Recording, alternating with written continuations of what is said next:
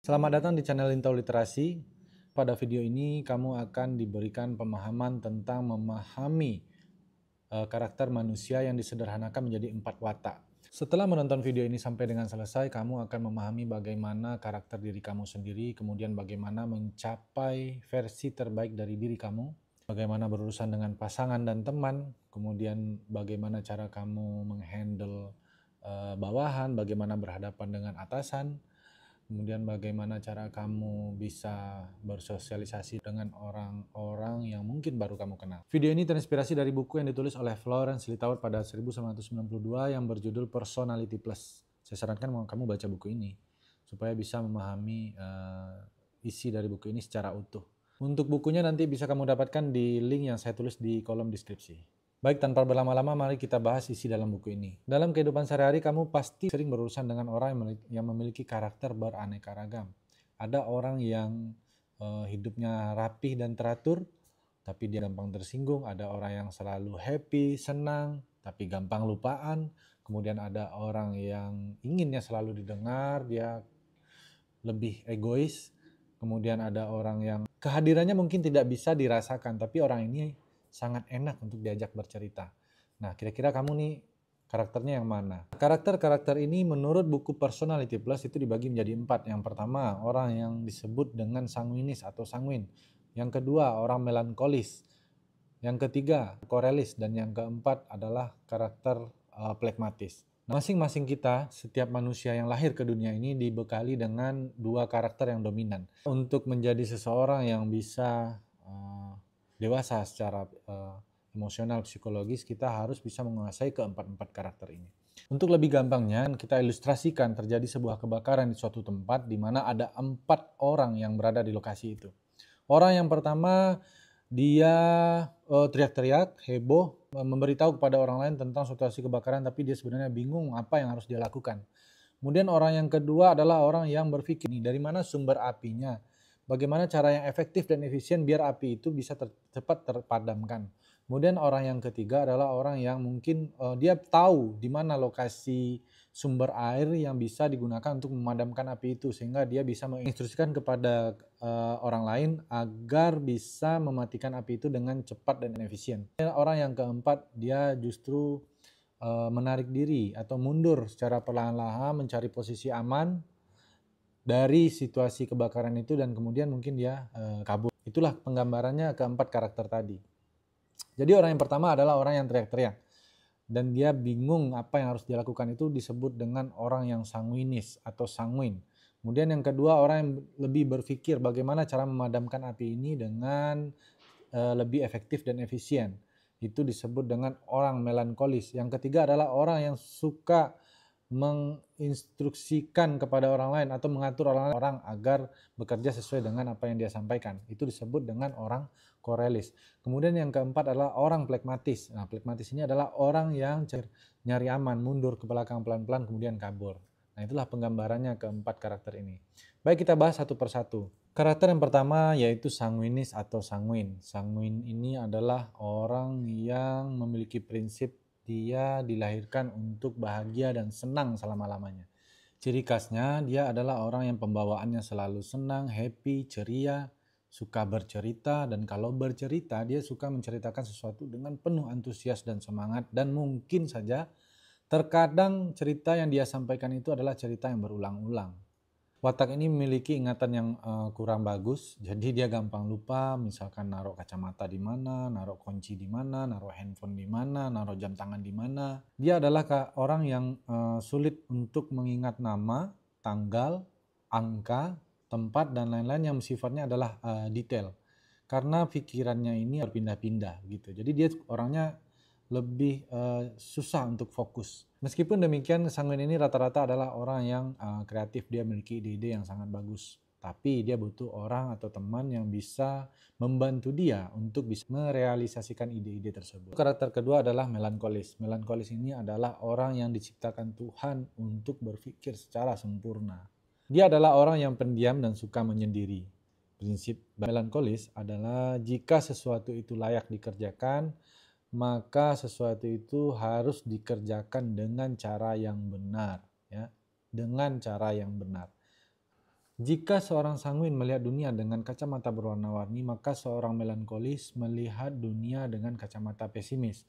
Dengan sifat pesimisnya itu, dia lebih cenderung untuk berhati-hati, lebih perhitungan, dan lebih memitigasi risiko, meminimalisir kejadian-kejadian yang tidak diinginkan di kemudian hari. Ia lebih senang dengan diagram, gambar, grafik. Kemudian kalau bekerja, seorang melankolis lebih bersifat individualis. Baginya terlalu banyak tim dalam pekerjaan itu akan menjadikan pekerjaan itu lambat dan lama untuk terselesaikan. Seorang anak melankolis itu bisa duduk berjam-jam untuk menyelesaikan, mengulik sebuah lagu, memainkan alat musik, mengulang lagi, dan begitu seterusnya. Dibandingkan dengan seorang anak yang sifatnya sanguin, mungkin anak sanguin ini bisa memainkan 1 atau 2 lagu dan kemudian dia mungkin akan pergi keluar untuk bermain. Seorang melankolis ini dia lebih selektif dalam memilih teman dan memilih pasangan, sehingga tidak banyak orang yang bisa menjadi teman akrab dari watak melankolis ini. Karakter selanjutnya korelis. Korelis ini adalah orang yang dinamis, mudah berteman jika dan hanya jika temannya ini bisa memenuhi peraturan emasnya. Peraturan emasnya itu adalah lakukan sesuatu dengan caraku dan sekarang. Begitulah kira-kira orang korelis. Korelis ini lebih cenderung fokus kepada tujuan dan tidak terlalu memperdulikan perasaan orang lain. Sehingga dengan sifat yang asertif ini, orang korelis lebih cenderung dilihat oleh orang sekitarnya adalah seperti seorang yang sok berkuasa. Korelis ini adalah orang yang tumbuh dari tantangan. Misalkan keempat watak ini kita kasih tugas dan tiba-tiba tidak lama kemudian muncul seseorang yang mengatakan kalau tugas ini memang tugasnya tidak bisa diselesaikan begitu. Jadi keempat watak ini memiliki respon yang berbeda-beda. Orang sanguin akan mengucapkan terima kasih kepada orang tersebut, kemudian dia akan berhenti bekerja. Kemudian orang melankolis dia akan merasa kesal, sakit hati karena dia sudah membuang-buang waktu untuk menganalisa atau menyelesaikan pekerjaan itu. Kemudian seorang pragmatis ya dia merasa bersyukur kalau pekerjaan itu memang tidak bisa diselesaikan karena memang dari awal dia tidak niat untuk mengerjakan pekerjaan itu. Tapi untuk orang korelis dia akan semakin bergairah, semakin bersemangat untuk mengerjakan pekerjaan itu. Bagi seorang sanguin, teman itu sangat dibutuhkan untuk mendengarkan ceritanya. Untuk seorang melankolis, teman itu dibutuhkan sebagai pendorong memotivasinya untuk lebih produktif lagi. Tapi untuk seorang korelis, dia tidak membutuhkan teman sama sekali. Baginya berteman itu adalah buang-buang waktu. Karakter yang terakhir adalah plekmatis. Plekmatis ini adalah orang yang tenang, santai. Jika menyelesaikan masalah, dia akan menyelesaikan masalah itu tahap demi tahap dengan tenang dan tidak terburu-buru. Dia adalah seorang pendengar yang baik dan paling enak untuk diajak berteman untuk ketiga karakter lainnya. Plekmatis ini adalah orang yang paling senang untuk ditempatkan di mana saja. Dia senang dengan pertemanan dan merasa lebih bahagia kalau dia sendirian begitu. Plekmatis ini adalah orang yang tidak terpengaruh sama sekali oleh tekanan dari manapun. Dengan sifat yang santai ini dia lebih realistis dalam menghadapi kehidupan. Nah itu dia gambarannya dari keempat watak tadi. Dari setiap watak itu pasti dia memiliki kelebihan dan kekurangan. Nah sekarang mari kita bahas apa sih kelebihan-kelebihan dari masing-masing watak itu dan bagaimana cara mengatasi kekurangan-kekurangan. Kita mulai dari sanguin terlebih dahulu. Sanguin ini adalah orang yang paling mudah sekali untuk bersosialisasi, untuk bergaul, untuk berbicara di depan banyak orang. Sehingga kemampuannya ini mungkin bisa membuat watak-watak lain menjadi iri. Namun ingat, ketika seorang sanguin menyampaikan sesuatu ide atau kreativitas atau inovasi, biasanya jarang yang bisa dia tindak lanjuti. Kalau misalkan ditanya, kapan nih merealisasikan ide yang dia sampaikan tadi? Jawabannya kalau nggak besok, mungkin minggu depan, atau mungkin bulan depan, atau besok lusa. Jika pada saat janjinya itu ditagih, biasanya dia udah kehilangan semangat. Kemudian sanguin ini adalah orang yang susah sekali merasa bersalah gitu. Jadi adalah orang tanpa kesalahan menurut pribadi dia sendiri. Karena baginya dia adalah orang yang menyenangkan. orang yang membawa kebahagiaan kepada orang lain. Jadi kalau misalkan ada suatu masalah, biasanya dia akan menyepelekan masalah itu. Dan kalau misalkan ada masalah yang kecil, dia akan melupakannya. Kemudian permasalahan yang sering ditemui pada watak sanguinis ini adalah dia terlalu banyak bicara.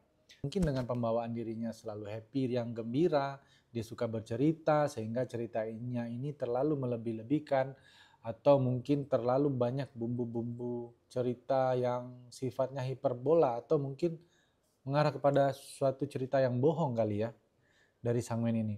Nah, solusinya diantaranya bicaralah separuhnya. Jangan terlalu banyak berbicara kepada orang. Pandai-pandailah untuk tidak terlalu banyak berbicara. Kemudian lihatlah tanda-tanda kebosanan yang mungkin mulai muncul pada lawan bicara Anda. Jadi misalkan orang ini sudah mungkin melihat jam tangan, kemudian dia udah mulai matanya udah lirik sana sini. Nah, itu adalah tanda-tanda kebosanan dari lawan bicara Anda. Kemudian cobalah untuk tidak berbicara, tidak mengomentari sebelum Anda ditanya. Ya, jadi jangan terlalu banyak inisiatif untuk berbicara tanpa diminta. Dan yang terakhir, kurang-kurangilah cerita-cerita yang mungkin agak berlebihan begitu.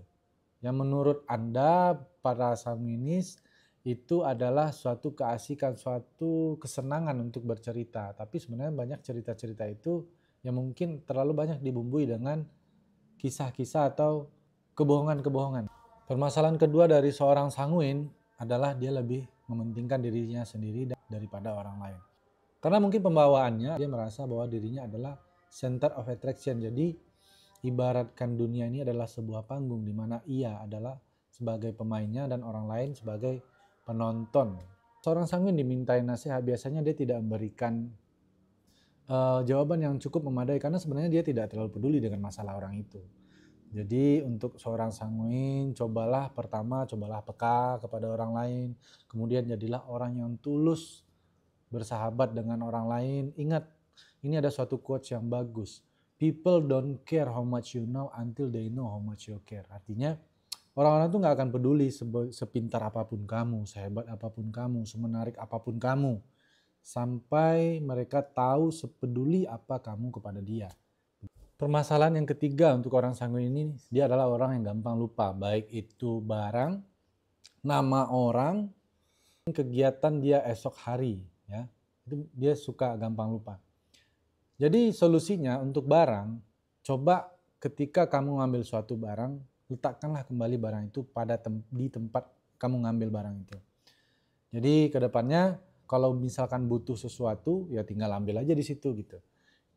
Terus untuk nama, solusinya adalah coba latih diri untuk bisa mengingat nama orang. Karena kalau kamu ketemu dengan orang yang baru, nama itu adalah suatu panggilan yang paling indah didengar, paling ingin didengar oleh orang itu. Kemudian yang ketiga, untuk aktivitas yang mungkin esok harinya kamu harus bisa tulis di dalam agenda apa-apa saja kegiatan yang akan dilakukan esok harinya. Sehingga kalau besok hari sudah tiba, kamu tidak bingung lagi hari ini mau ngapain gitu. Selanjutnya orang sanguin ini adalah orang yang tidak tertib atau tidak teratur. Orang-orang mungkin melihat orang sanguin ini adalah orang yang bakal sukses karena dia memiliki ide yang bagus, ide yang cemerlang, kepribadian yang menarik.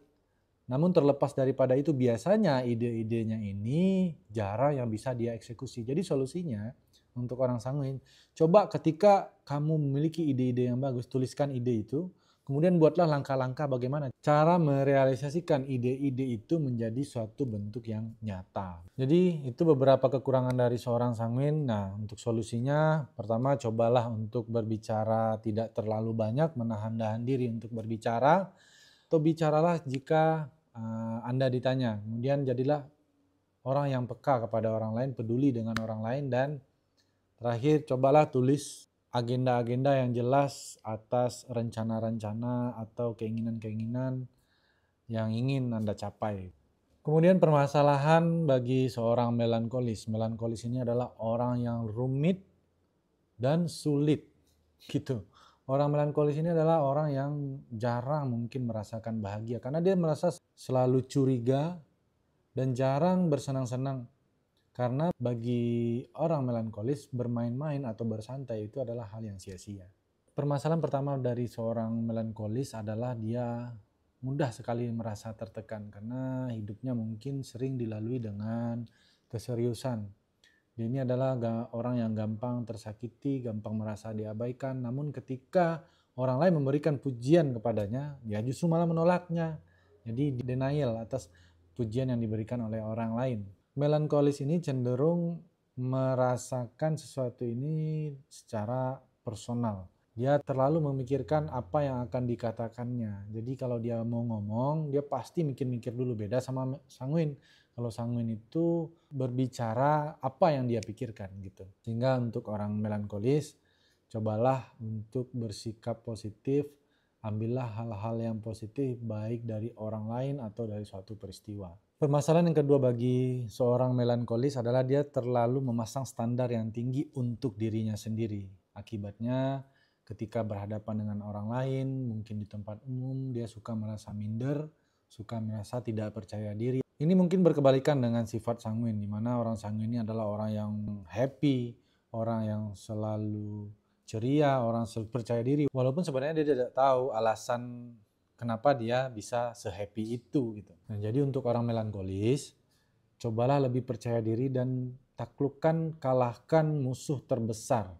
Siapa musuh terbesarnya? Musuh terbesar orang melankolis adalah diri dia sendiri. Permasalahan yang ketiga dari seorang melankolis adalah dia suka menunda-nunda pekerjaan.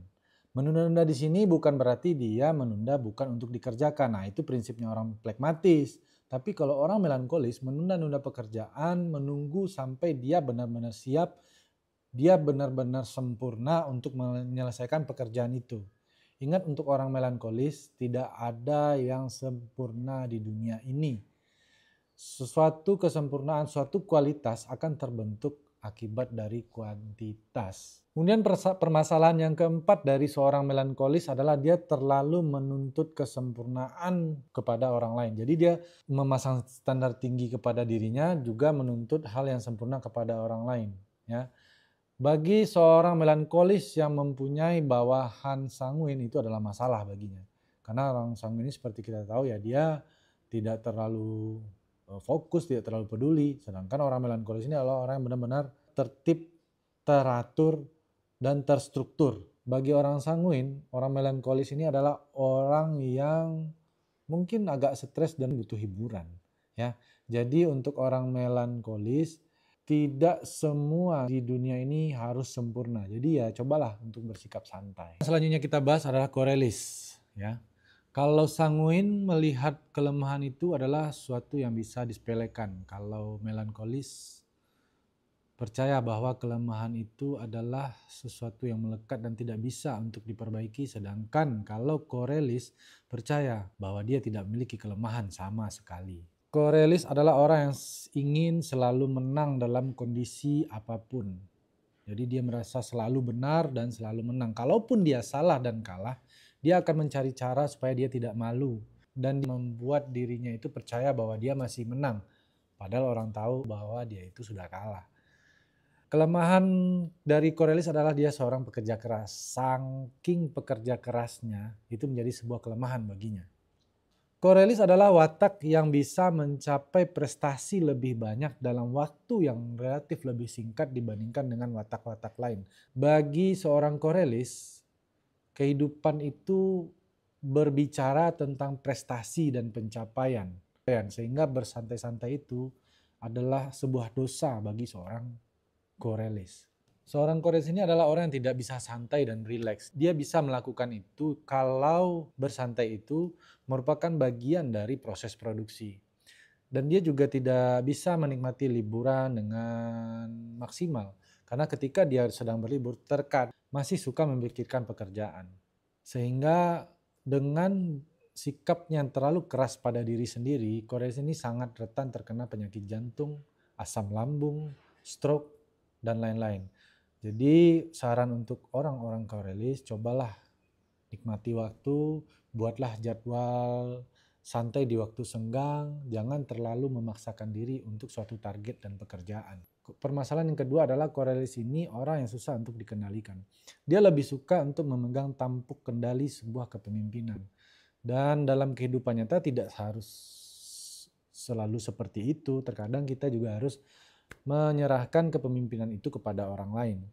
Kemudian Korealis ini adalah orang yang selalu menganggap dirinya selalu bisa, selalu efektif, dan selalu efisien. Bagi orang-orang yang bisa mengimbanginya, mungkin orang itu berada sepantaran dengan dia atau mungkin di belakang dia. Tapi untuk orang-orang yang tidak bisa mengimbanginya, dia akan melihat bahwa orang ini adalah orang yang tidak kompeten atau mungkin orang yang bodoh.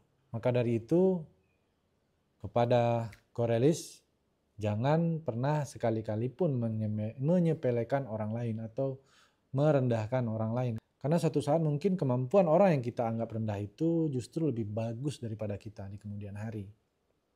Kemudian orang Korealis ini adalah orang yang suka memanipulasi orang lain. Dan sasaran paling empuk bagi seorang Korealis adalah watak pragmatis. Percobaan pertama mungkin berhasil. Tapi setelah orang lain itu menyadari apa yang sedang terjadi kepada dia, maka jangan salahkan mereka kalau suatu saat di kemudian hari mereka akan mencoba menjaga jarak dengan watak Korealis ini. Jadi watak Korealis ini bisa ditinggalkan oleh orang lain. Kemudian permasalahan yang ketiga, Korealis selalu benar tapi tidak populer. Dia memiliki pengetahuan, ilmu, dan informasi yang jauh lebih banyak daripada karakter lainnya. Sehingga membuat orang-orang yang berada di sekitarnya merasa tidak nyaman. Karena dia ketika memberikan informasi itu, tidak melihat-lihat kondisi dan respon orang yang berada di sekitarnya. Karena bagi dia, pencapaian sebuah tujuan itu lebih penting daripada mempertimbangkan perasaan orang lain. Sehingga orang lain yang mungkin berada di sekitarnya itu melihat Korealis ini adalah orang yang sok tahu atau sok berkuasa. Walaupun yang dia sampaikan itu adalah sebuah kebenaran. Jadi untuk Korealis cobalah agak tahan diri. Simpanlah informasi itu sampai Anda memang betul-betul diminta untuk menyampaikan sebuah informasi. Jadi pesan untuk Korealis pertama, janganlah terlalu keras pada diri sendiri. Janganlah terlalu tertekan oleh target dan tujuan hidup. Kemudian yang kedua, janganlah mudah merendahkan atau meremehkan orang lain. Dan yang ketiga, lihat-lihatlah kondisi dan respon orang-orang yang berada di sekitar kita ketika kita menyampaikan sebuah informasi. Kemudian watak terakhir yaitu pragmatis. Kalau orang Korealis dan orang sanguin menyajikan kelebihannya di atas meja sehingga orang-orang juga bisa melihat langsung kelemahannya. Namun orang pragmatis ini menyimpan kelebihan dan kekurangannya secara terselubung. Orang pragmatis ini adalah orang-orang yang misterius. Kelebihan dari seorang pragmatis adalah dia mampu untuk menyembunyikan kekurangannya. Permasalahan yang pertama, kehadiran orang pragmatis ini seperti tidak ada. Jadi karena dia orangnya yang suka menyendiri, sehingga orang-orang yang berada di sekitarnya mungkin tidak merasakan kehadirannya. Dan orang pragmatis ini adalah orang yang menjadi santapan yang paling enak untuk orang yang berwatak Korealis. Karena dia sangat mudah untuk disetir. Permasalahan yang kedua, orang pragmatis ini adalah orang yang melawan untuk berubah. Dia lebih suka dengan kondisi ya seperti apa adanya gitu. Tidak ada motivasi. Orang pragmatis ini dia suka menunda-nunda pekerjaan dengan tujuan untuk tidak dikerjakan. Berbeda dengan orang melankolis, menunda pekerjaan dengan tujuan untuk menunggu sesuatu itu sempurna. Sedangkan orang pragmatis menunggu-nunggu untuk tidak dikerjakan. Kalaupun orang pragmatis ini ditunjuk sebagai pimpinan, mungkin dia akan mengarahkan bawahannya, ya udahlah hari ini kita santai aja, besok aja kita kerjain. Ya, tarsok. Nah ini nih, pragmatis. Untuk pragmatis, cobalah bertanggung jawab, cobalah memiliki motivasi dalam diri untuk mengalami perubahan walaupun sedikit tapi pelan-pelan gitu. Jangan sampai tidak ada perubahan sama sekali. Kemudian orang pragmatis ini adalah orang yang tidak memiliki pendirian. Dia tidak bisa membuat sebuah keputusan bukan berarti dia tidak mampu, tapi dia sudah memutuskan untuk tidak membuat keputusan. Nah gitu, bingung. Dia sudah memutuskan untuk tidak membuat keputusan. Karena baginya suatu keputusan di suatu hari akan dimintai tanggung jawab. Dan dia adalah orang yang cenderung untuk menghindar dari sebuah tanggung jawab. Kemudian ia juga tidak bisa menyatakan tidak atau menolak ajakan atau menolak suruhan dari orang lain. Misalkan ada seorang sales menawarkan barang kepada seorang pragmatis, orang pragmatis pasti beli. Karena dia tidak kuat dan tidak mampu untuk menyatakan tidak. Dia tidak bisa untuk menolak. Jadi untuk orang-orang pragmatis, cobalah sedikit memberikan motivasi kepada diri. Kemudian yang kedua, cobalah untuk mengkomunikasikan perasaan Anda kepada orang lain, apa yang Anda rasakan. Ketiga, orang pragmatis, cobalah untuk bisa bertanggung jawab. Dan terakhir, cobalah untuk belajar menyatakan tidak kepada orang lain. Dari keempat karakter ini, karakter sanguin, melankolis, korelis, dan pragmatis, Tuhan mentakdirkan kepada manusia satu orang individu biasanya memiliki dua karakter yang berdampingan, disebut dengan campuran alami. Seiring berjalannya waktu, seorang individu tadi masih bisa untuk mempelajari watak-watak lainnya, sehingga dia bisa menerapkan watak-watak yang mungkin tidak dibawa sejak dia lahir, disebut dengan campuran pelengkap. Karakter campuran alami yang pertama itu adalah korelis sanguin. Dua karakter ini bersifat ekstrovert, dia lebih mudah bergaul dengan orang lain, suka memimpin, ceria. Untuk bisnis karakter ini cukup bagus. Dengan sifat korelisnya dia bisa memimpin untuk tujuan bisnis, kemudian sifat sanguinnya dia bisa lebih mudah untuk dipercaya atau disenangi oleh orang lain. Namun sisi negatif dari watak campuran alami korelis sanguin ini, jika dia menjadi seorang pemimpin, maka dia tidak akan detail dalam analisa. Jadi dia lebih bersikap mau tahu beres aja. Nah itu tuh kekurangannya. Kemudian campuran alami yang kedua adalah melankolis pragmatis. Nah dua karakter ini adalah karakter yang introvert. Dia tidak suka bergaul dengan orang lain, kemudian analisanya sangat mendalam, dan sisi negatifnya untuk pragmatis melankolis ini, dia lebih lambat dalam membuat keputusan karena dia suka menganalisa terlalu dalam dari sisi melankolisnya, kemudian mencari aman dari sisi pragmatisnya, sehingga sebuah keputusan itu sangat sulit untuk diambil oleh melankolis pragmatis. Kemudian campuran pelengkap juga ada dua, melankolis korelis dan sanguin pragmatis. Untuk melankolis korelis ini adalah karakter yang sangat kuat karena dengan sifat korelisnya dia bisa memimpin, kemudian dari sisi pragmatisnya dia bisa untuk menganalisa. Sudah dipastikan bahwa karakter korelis melankolis sangat bagus dalam bisnis dan sudah dipastikan dia pasti akan berhasil. Kemudian watak pelengkap yang kedua adalah sanguin pragmatis. Dengan sifat sanguinnya dia suka humor, suka bergaul, ceria, menyenangkan. Kemudian dengan watak pragmatisnya adalah orang yang damai, tenang, sangat enak untuk diajak bersahabat. Nah jadi watak ini adalah watak-watak yang membuat orang-orang berada di sekitarnya sangat nyaman.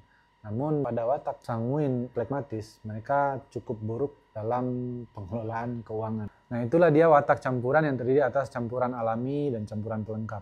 Namun ada satu lagi campuran yang mungkin bisa dibilang ini adalah campuran bermasalah, karena ini hanya dimiliki oleh orang-orang yang dulunya memiliki luka batin di masa kecilnya dan masih terbawa-bawa sampai dia dewasa hingga saat ini. Itu disebut dengan campuran berlawanan. Terdiri atas dua. Pertama adalah melankolis sanguin, kemudian yang kedua adalah korelis pragmatis. Watak campuran berlawanan yang pertama yaitu sanguin melankolis. Jadi ibaratkan dia dalam satu tubuh memiliki dua watak yang saling tarik-menarik antar satu dan lainnya. Dengan watak sanguinnya, dia berkeinginan untuk menjadi anak yang riang, gembira, happy, ceria. Namun dengan watak melankolisnya akan menarik kembali keinginan itu dan menginginkan sesuatu dalam kondisi yang teratur, rapih, dan tertib.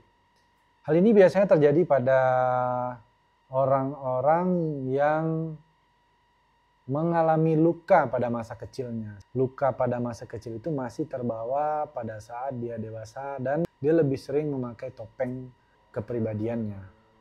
Jadi kalau misalkan anak-anak sanguin tumbuh di lingkungan yang tidak menyenangkan, artinya dia tumbuh di lingkungan orang tua yang mungkin sering bertengkar, sering berantem, sering cekcok, sering ribut dalam rumah. Anak-anak sanguin ini akan memendam sifat sanguinisnya dan menutupinya dengan sifat melankolis. Dia merasa pada saat dia menjadi anak yang baik dan anak yang patuh, maka orang tuanya pasti akan bersikap baik kepadanya. Dan kepribadian inilah yang terus mengungkung dia sampai dengan dia dewasa.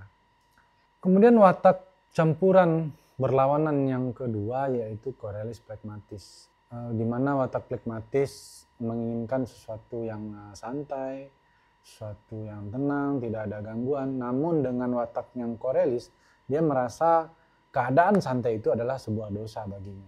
Jika seorang merasa bingung, apakah dia orang korelis yang dengan sadar, dengan senang hati menjadi seorang pragmatis, atau dia seorang pragmatis yang dengan sadar menjadi seorang korelis, maka bisa dipastikan orang yang memiliki kebingungan seperti ini, dia juga memiliki luka pada masa kecilnya. Sebagai contoh, misalkan seorang anak korelis yang tumbuh di lingkungan orang tua yang mungkin tidak paham dengan kepribadian dan watak dia. Orang tua yang tidak paham ini tidak akan memberikan kesempatan dan tidak akan memberikan ruang bagi anak korelis untuk dia bisa mengekspresikan wataknya. Karena pada dasarnya anak-anak korelis ini adalah anak yang suka memimpin, suka menuntut. Namun untuk orang tua yang mungkin tidak paham dan dia suka mendikte kepada anaknya, maka si anak tadi daripada dia dicap sebagai anak yang nakal, dia lebih memilih untuk patuh dan membuat kondisi itu aman. Padahal sebenarnya dia tidak ingin seperti itu. Nah, untuk anak-anak seperti ini biasanya dalam hatinya ketika dia sudah beranjak remaja atau mungkin meninggalkan masa kanak-kanak, dia akan berontak, biasanya seperti itu. Jadi dalam hatinya dia pasti berkata, oke lah, kalau sekarang gue bisa diatur-atur, bisa dikontrol, bisa disuruh-suruh, dan saya akan patuh gitu. Tapi suatu saat ke depannya ketika saya udah bisa melawan, saya pasti akan melawan. Nah itu yang ada dalam pikiran anak-anak korelis pragmatis. Dan begitu juga dengan anak pragmatis korelis. Anak pragmatis ini biasanya dia lebih cenderung untuk mencari ketenangan, kedamaian, lepas dari tanggung jawab begitu.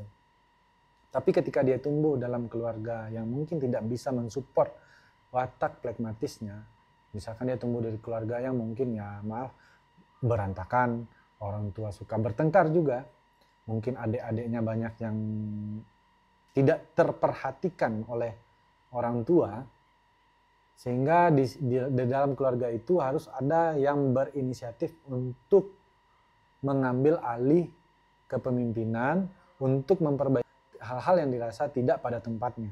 Nah inilah anak pragmatis.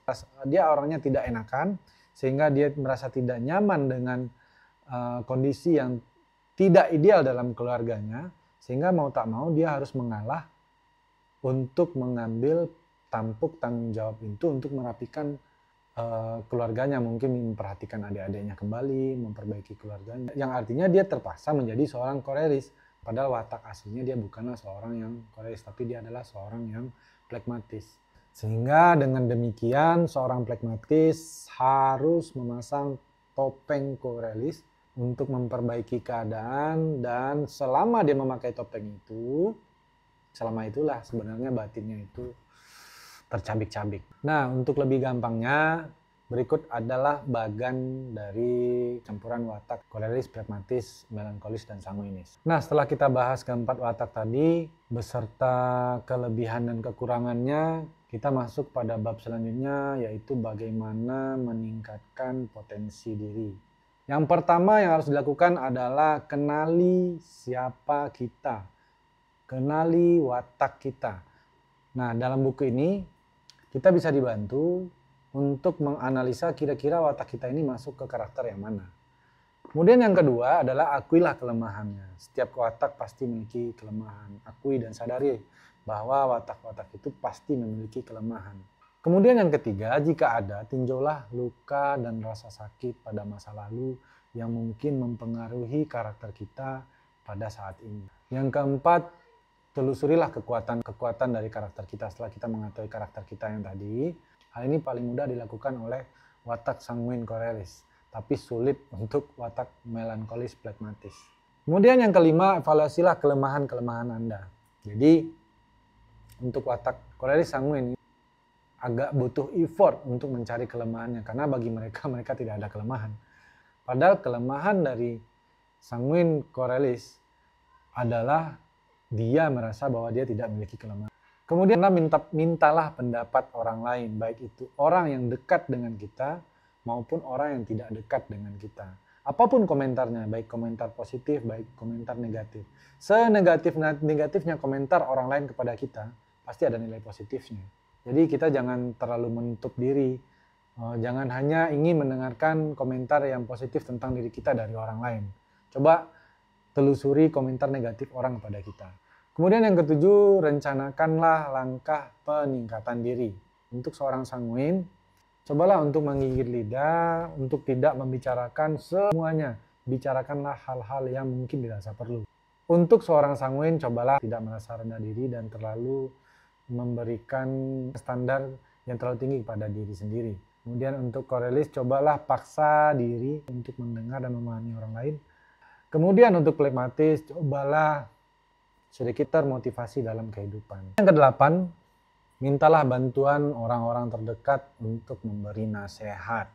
Ingat ya, sebaik-baiknya jiwa adalah jiwa yang bisa untuk diberitahu, jiwa yang bisa untuk dinasihati, pribadi yang bisa untuk diberikan suatu perbaikan yang positif. Jika Anda tidak memiliki jiwa seperti itu, maka berdoalah kepada Tuhan supaya Anda diberikan jiwa yang baik dan bisa untuk dinasihati. Untuk seorang sanguin, tunjukkanlah rasa atau dedikasi ingin untuk berubah, sungguh-sungguh untuk memperbaiki diri kepada orang sekitar Anda. Kenapa? Karena selama ini apapun nasihat yang diberikan oleh orang sekitar Anda kepada orang sanguin, Anda lebih cenderung untuk tidak memperdulikannya. Anda hanya ingin mendengarkan informasi dan koreksi yang baik yang bisa menyenangkan hati Anda. Orang-orang yang berada di sekitar Anda paham betul bahwa sebenarnya Anda tidak ingin berurusan dengan kesalahan, sehingga paling aman dan bagi mereka adalah mengatakan bahwa kamu baik-baik aja kok, gini aja udah bagus. Kemudian untuk orang-orang melankolis, tunjukkanlah rasa senang dan tersenyum meskipun ketika mereka akan menasihati Anda merasa tidak nyaman. Karena bagi orang-orang di sekitar Anda, mereka sudah memahami. Kalau misalkan Anda diberikan kritikan atau suatu nasihat, Anda akan berubah menjadi orang yang murung, orang yang tertekan batinnya. Sehingga bagi mereka, sepertinya lebih aman kalau mereka bisa hidup dengan kesalahan yang Anda lakukan gitu. Jadi mereka lebih cenderung nyari aman aja daripada Anda stres. Jadi cobalah tunjukkan rasa senang, rasa bahagia ketika Anda diberikan nasihat untuk perbaikan. Kemudian untuk orang korelis. Untuk orang korelis ketika Anda ingin dikoreksi, ingin diberikan nasihat yang jujur dari orang sekitar Anda, katakanlah kepada mereka bahwa Anda tidak akan marah, bahwa Anda tidak akan kesal. Karena selama ini mungkin Anda bersikap ya seperti tangan besi atau terlalu keras kepada orang sekitar Anda, sehingga mereka takut untuk mengkoreksi, takut untuk memberikan masukan yang positif. Kemudian untuk orang plekmatis, cobalah tunjukkan kepada orang-orang yang berada di sekitar Anda bahwasanya Anda memang sungguh-sungguh ingin berubah, ingin memperbaiki diri, karena selama ini bagi orang-orang sekitar Anda, mereka memahami bahwa sebenarnya Anda orangnya ya tidak ingin untuk berubah. Kalaupun Anda diberitahu tentang kelemahan Anda atau mungkin Anda diberikan masukan yang positif, ya mungkin hanya masuk kuping kanan, keluar kuping kiri. Begitulah selama ini. Maka dari itu cobalah tunjukkan kesungguhan Anda kepada orang-orang sekitar Anda kalau Anda sebenarnya adalah orang yang ingin untuk berubah demi kebaikan. Oke, itulah langkah-langkah yang mungkin bisa dilakukan untuk meningkatkan potensi masing-masing watak yang ada dalam diri kita.